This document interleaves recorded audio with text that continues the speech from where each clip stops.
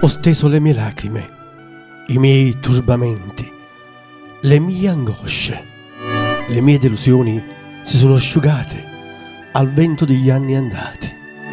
Ho steso le mie fatiche, i miei rimorsi, le mie preoccupazioni, il mio amore per le persone a me care.